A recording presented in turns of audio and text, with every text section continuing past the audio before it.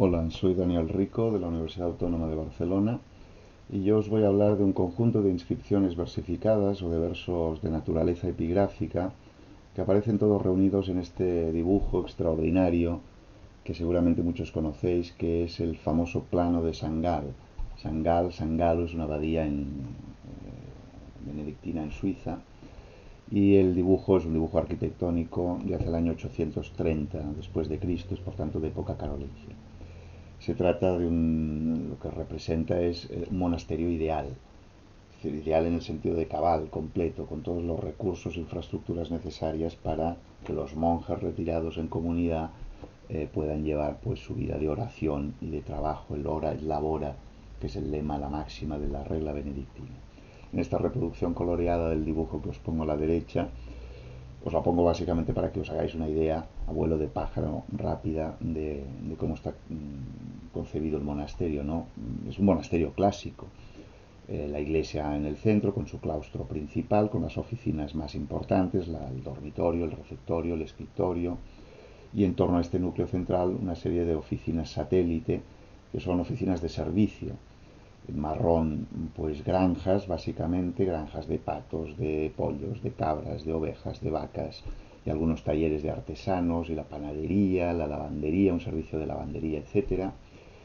En violeta o en lila una enfermería, la casa del médico. Aquí tenemos en blanco son los huertos de plantas medicinales, el huerto de árboles frutales que está en el mismo camposanto, en el cementerio de los monjes, y el huerto de verduras o de hortalizas.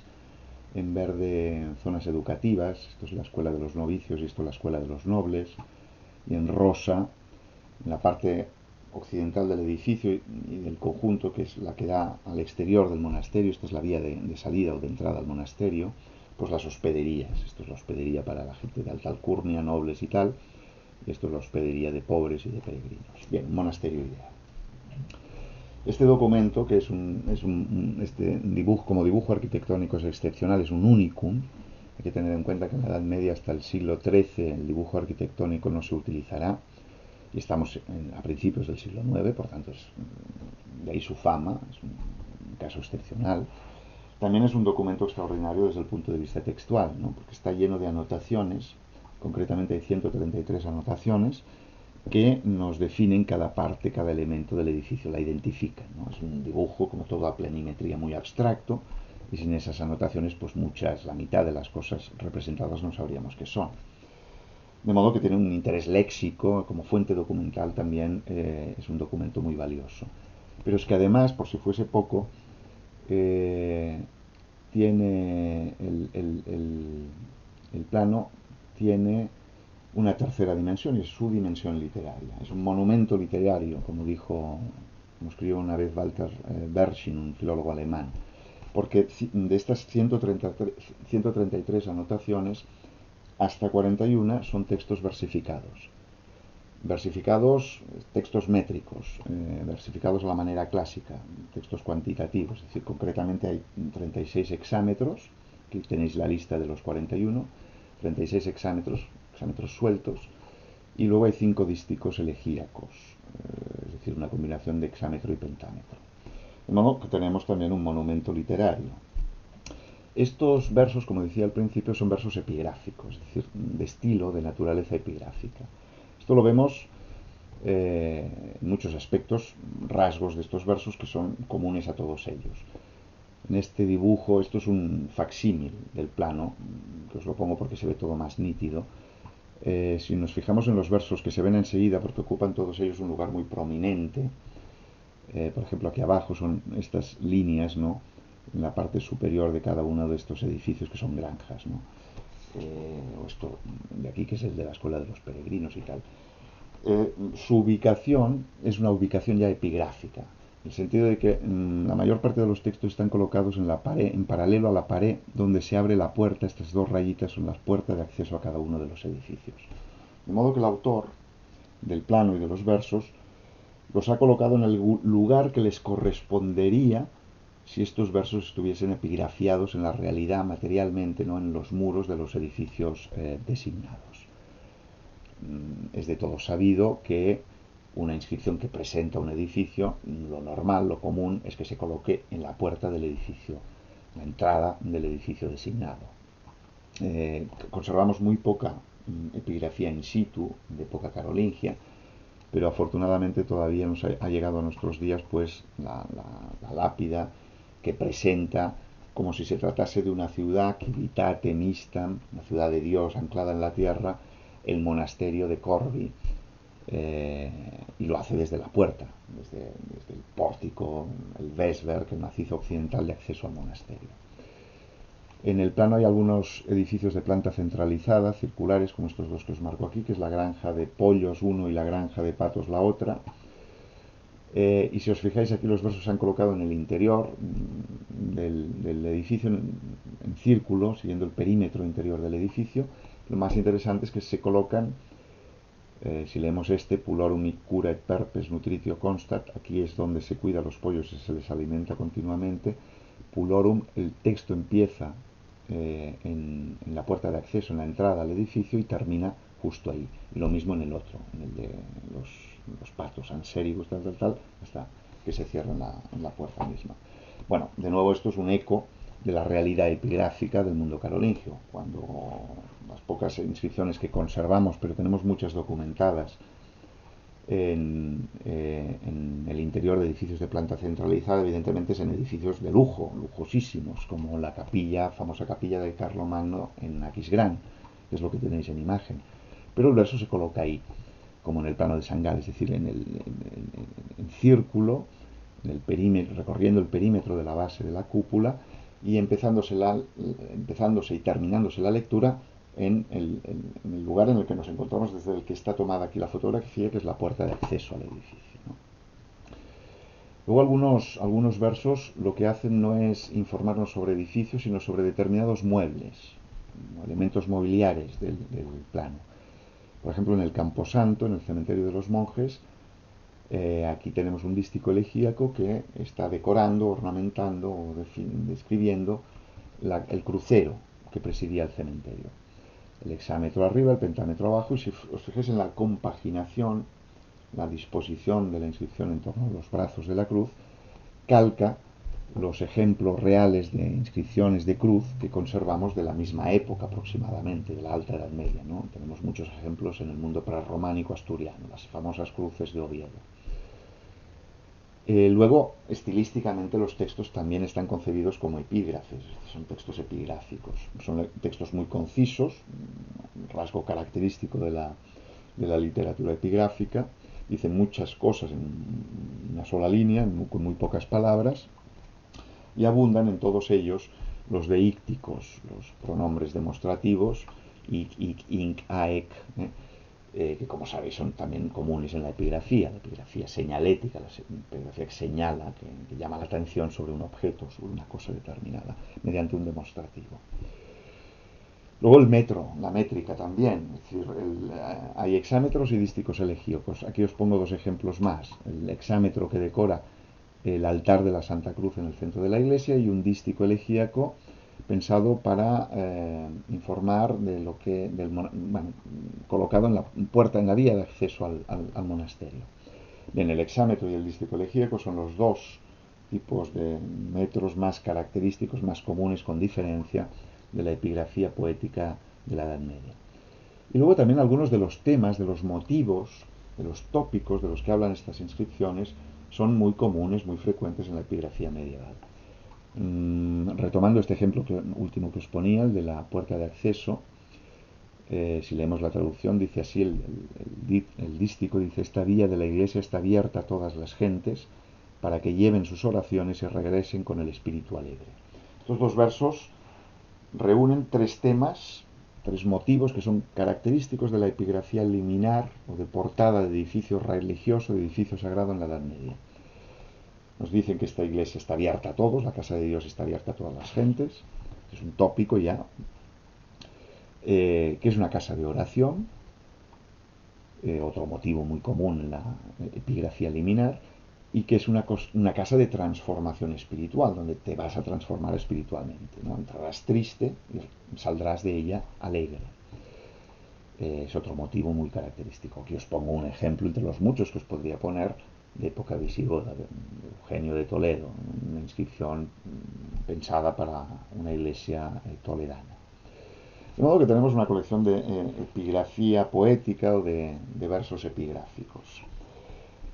Esta epigrafía la podemos llamar epigrafía de transmisión manuscrita, que es como se denomina normalmente a la epigrafía que no conocemos a través de inscripciones reales, grabadas en piedra o pintadas en los muros, sino de manuscritos. Pero a mí me gusta más llamarla, utilizando otro concepto, epigrafía imaginaria, ¿no? Porque es lo que es, en este caso al menos, esta epigrafía. Una epigrafía son versos imaginados, inscritos, imaginados epigrafiados, imaginados grabados en los muros de los edificios que designan, pero que no se escribieron, no se compusieron para ser epigrafiados realmente en la realidad. De la misma manera que el dibujo no es un proyecto arquitectónico propiamente dicho, un plano de un monasterio que se va a realizar, sino el dibujo de un plano ideal, como decía también al principio. Bien, una de las cosas, una de las cuestiones que suscitan estos versos es por qué están aquí. Si no es normal, no es común que un dibujo arquitectónico, que es un dibujo normalmente abstracto, muy geométrico, muy prosaico, lleve anotaciones en verso. Anotaciones que además tienen una función muy instrumental, ¿no? Muy pragmática, que es identificar los elementos, dar unas medidas, etc. ¿Por qué en verso? Bien, para responder a esta pregunta, pues lo que tenemos que hacer es comparar eh, por dónde van los versos y en qué se diferencian de los textos en prosa. Y hay una clara diferencia entre unos y otros. Los versos son informativos, nos informan sobre el contenido, las funciones de los distintos edificios. Pero la información que dan es de una cualidad, digamos, es de un orden superior a la información que dan los textos en prosa. Si tomamos este ejemplo de una sala que hemos visto más rápidamente antes, que es la casa de los peregrinos y de los pobres, señalada en rosa en el plano coloreado, nos fijamos y leemos los textos en prosa que están todos en el interior del edificio, por ejemplo este, que es el central de la estancia principal, pone Domus Peregrinorum et Pauperum. Domus en el plano se utiliza no como equivalente de casa, de edificio, sino como sinónimo de habitación, de pieza, de estancia. Entonces esto es el vestíbulo, el comedor de los peregrinos y los pobres. Los textos en prosa están destinados y se limitan todos ellos a identificar las habitaciones y compartimentos interiores de las distintas construcciones y un mayor o menor número de elementos de su equipamiento mobiliario. La estancia, el comedor de la casa de los peregrinos. Aquí testu es la olla donde se calienta la comida. Aquí servientium mansiones, los he puesto aquí, las habitaciones de los servidores, de quienes atienden a los peregrinos. Dormitorium, aliut, otro dormitorio. Celarium, la bodega, estos son cocinas. En fin, partes concretas, ¿no?, del edificio. En cambio, los versos que están en el exterior, en la puerta de acceso, como decía antes, lo que hacen es su propósito es más elevado en el sentido de que describen el sentido, la función general del edificio en su conjunto. En este caso se nos dice hic peregrinorum laete turba recepta. Aquí el tropel de peregrinos recién acogido hallará contento. Esto es la casa de los peregrinos, no el comedor, el dormitorio en particular.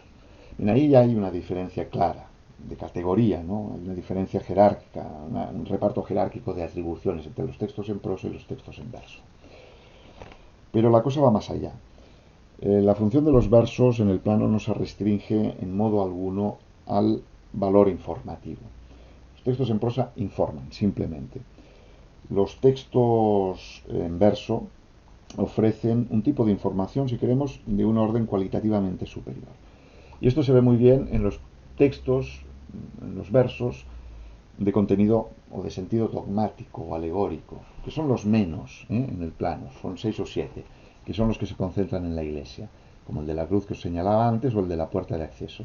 Son textos que sacralizan la puerta o la cruz o el altar o la cosa que designan, que la cargan de significado trascendente, simbólico, no son puramente informativos. Pero ya digo, estos versos son los mínimos. La mayor parte de los versos del plano, 30 y pico, los podríamos llamar puramente descriptivos. Pero en realidad no son puramente descriptivos, porque todos ellos incorporan adjetivos, adverbios, que lo que pretenden mm, es señalar una cualidad sobresaliente de la cosa designada, no solamente definir su función, definir la función de la oficina, sino eh, resaltar algún aspecto sobresaliente, la quinta esencia de esa oficina, alguna cualidad, ¿no?, que la hace superior. Por tanto, su función no es, podríamos decir que no es informativa, pero al tiempo suprainformativa, supraseñalética. Pongamos un ejemplo, la casa de los peregrinos. Aquí he marcado en amarillo la palabra clave para entender la diferencia de los versos con respecto a los textos en prosa. Aquí el tropel de peregrinos recién acogido hallará contento, laetetur. Esta es la palabra clave, la palabra importante. El verso nos dice que esto es la casa de peregrinos, donde se acoge a los peregrinos, pero eso lo dice como de pasada, lo da por sobreentendido. Esa es la parte informativa del verso. Lo que realmente le interesa al verso es decir que aquí los peregrinos hallarán contento, serán felices por unos instantes, por unos días en su vida, ¿no?, dentro de este valle de lágrimas que es la vida del peregrino que va de un lado al otro y no tiene casa ni lugar en el que comer, etc. Esa es la función del verso. Mm, señalar que el monasterio, a través de esta oficina, es hospitalario y que ofrece regocijo, felicidad a los pobres y a los peregrinos especialmente. Los textos en prosa nunca se permiten este tipo de adjetivos y de adverbios. Incluso hay textos, muchos textos en prosa son meras palabras, pero hay textos que son muy largos y a veces más largos que los propios dísticos elegíacos. Aquí os pongo uno de tamaño medio, que es este texto que tenemos aquí, en esta esquina junto al altar mayor, y dice: Introitus in bibliotecam supercryptam superius. Nos está diciendo, esto es la puerta de acceso a la biblioteca que está encima de la cripta. El verso dice lo que dice, no dice nada más. Es puramente informativo, secamente informativo, absolutamente prosaico, valga la redundancia. No se permite, e incluso desentonaría, usar este tipo de adjetivos, de adverbios, que, insisto, no están ahí a efectos informativos, sino que lo que nos revelan es la valía de la cosa designada, y que es lo característico de las inscripciones versificadas. Los textos en verso podemos decir que son como, nos ofrecen como sucintos cuadros de las actividades cotidianas de los monjes, desde la cría de bueyes, cabras, cerdos, ovejas, etcétera, hasta las reuniones en la sala capitular de los monjes, la recepción de los peregrinos, el bautismo de los neófitos, el servicio de comidas, el descanso de los sirvientes, etcétera. Pero estas vistas, estos cuadros sucintos que nos ofrecen, son vistas, no son radiografías desapasionadas de la vida en el monasterio, sino que son vistas subjetivas, interesadas, llenas de afecto, de juicios de valor, poéticas. Y ahí esa es la función que tienen esos adjetivos, esos adverbios, que no solamente están en los versos por exigencias de la métrica, ¿no?, sino que están ahí para sublimar los distintos aspectos o para sublimar algún aspecto notable de los trabajos y de la vida cotidiana de los monjes. Aquí os pongo una lista de ejemplos para que veáis algunos más, además del que os he puesto ahora de la casa de los peregrinos. Por ejemplo, en este, que es el verso que está en el altar mayor. Nos dice: las santas estructuras de los santos brillarán sobre la cripta. Se está refiriendo a los altares, es decir, en la iglesia, sobre la cripta, en la planta de la iglesia, habrá una serie de altares. Esto es una información que se da por sabida, ¿no? Al verso no le interesa decir que en la iglesia habrá altares. Eso no es lo importante es lo que he señalado en amarillo, nitebunt, que estos altares brillarán, harán brillar, los altares de los santos harán brillar la iglesia. ¿eh? La embellecerán como con los ornamentos litúrgicos con los que se visten esos dos altares, o porque son altares con reliquias de santos que hacen que brille la iglesia con el fulgor, ¿no? Que emana de la santidad o de la sagrada consagración de esos altares. Y lo mismo los demás. Aquí este está sacado del huerto de verduras. Aquí las plantaciones de verdes hortalizas florecen bellamente. Evidentemente se nos está indicando que este es el huerto de las hortalizas, pero a lo que va el verso es a decirnos que este es un lugar bello, que estas hortalizas florecen de forma hermosa, bellamente. Aquí tendría que haber marcado en amarillo el bellamente, el pulcre del texto latino. Y lo demás igual. Aquí se recita la evangélica lectura de la paz en el púlpito, en el ambón de la iglesia. Nos interesa señalar el mensaje de paz que transmite la iglesia. Aquí los piadosos monjes cultivarán consejos saludables. Aquí los adjetivos y los elementos cualitativos son muchos, ¿no? Se está refiriendo, este es el verso de la sala capitular, es donde los monjes que son piadosos reflexionan, meditan, pertractet, ¿no? Es el verbo que se utiliza, consejos saludables, ¿no? De salud, en el sentido de salvación. Esta iglesia se halla ante la sala en la que se sirve comida a todo el mundo. El monasterio es hospitalario, sirve comida a todo Dios. La redundancia, nunca mejor dicho. Prepárese aquí la comida de los hermanos con el debido cuidado. La comida que se prepara para los monjes ha de ser una comida preparada de forma mimada, ¿no? Preparada de forma honesta, en fin. Como vemos, los versos no solamente nos dicen que en la iglesia hay altares, una casa de peregrinos, una sala capitular, sino lo que nos están diciendo es que en la iglesia brillan los altares, en la iglesia, en el monasterio, florecen bellamente los huertos, en el monasterio se le da a la servidumbre un respiro, hay lugares para que descansen, el monasterio se acoge a los peregrinos, es decir, el monasterio es hospitalario, los peregrinos hallan regocijo en el monasterio. Estas son las cualidades, las virtudes de la vida monástica que están señalando los versos, y no solamente la función de los edificios designados. Por tanto, por encima de los textos en prosa, los versos, y ya termino porque me estoy pasando de tiempo, digamos que su función primordial es mostrarnos la idealidad de la vida monástica. Lo que hacen es embellecer este plano tan sobrio, tan abstracto, tan frío, embellecerlo y representar de una forma literaria la belleza, la calidez, la hospitalidad, las virtudes de la vida en comunidad bajo regla benedictina. Por otro lado, esta pequeña colección de epigrafía imaginaria nos muestra de forma muy clara, ¿no?, el lugar de prestigio que ocupó la poesía, y en particular la poesía epigráfica, en época carolingia. Muchas gracias.